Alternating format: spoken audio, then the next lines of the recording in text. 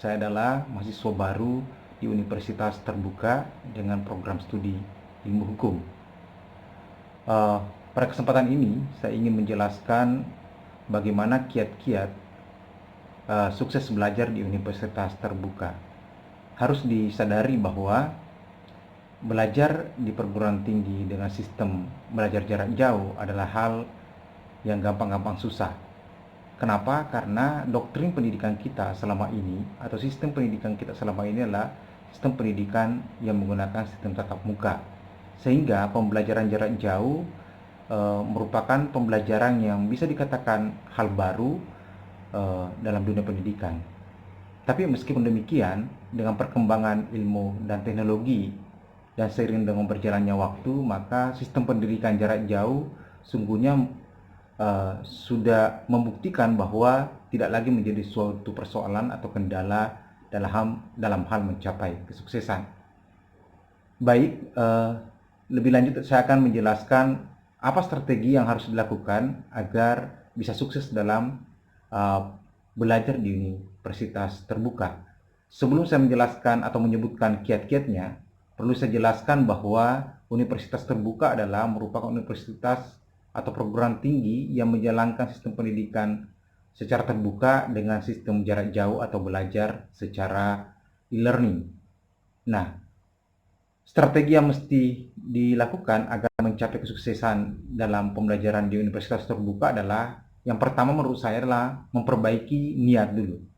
Bahwa niat kita adalah bagaimana kemudian bisa sukses dalam setiap pembelajaran, apapun metodenya. Itu yang paling pokok.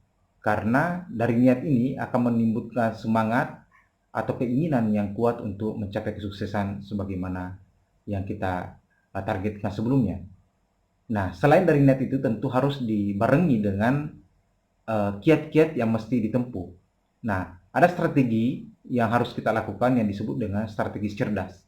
Bahwa belajar itu harus belajar cerdas. Cerdas ini adalah sebuah singkatan dari 6 huruf, yakni huruf C, huruf E, R, D, A, dan S.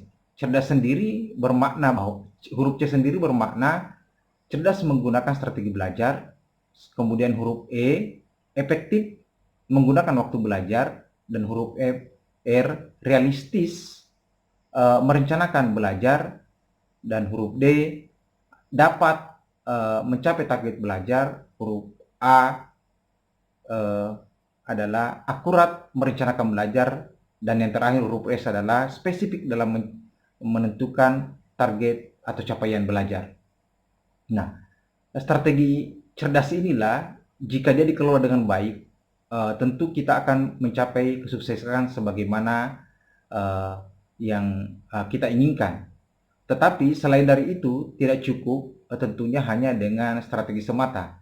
Harus tetap kita lakukan melalui kiat-kiat yang lain, yakni bagaimana kemudian menggabungkan strategi itu dengan strategi lain seperti membaca secara cepat atau membaca efektif. Yang kedua adalah kita juga harus aktif dalam mengikuti setiap tahapan-tahapan yang telah ditentukan lewat kalender akademik yang dikeluarkan oleh Universitas Terbuka, yakni mengikuti semua proses pembelajaran secara online, mulai dari membaca seluruh modul yang diberikan. Yang kedua adalah tentu harus aktif mengikuti diskusi yang telah disediakan sesuai dengan jadwal yang telah ditentukan.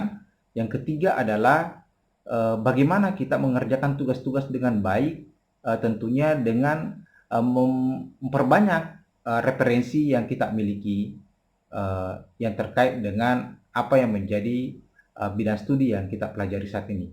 Demikian kiat-kiat yang saya bisa sampaikan. Terima kasih. Assalamualaikum warahmatullahi wabarakatuh.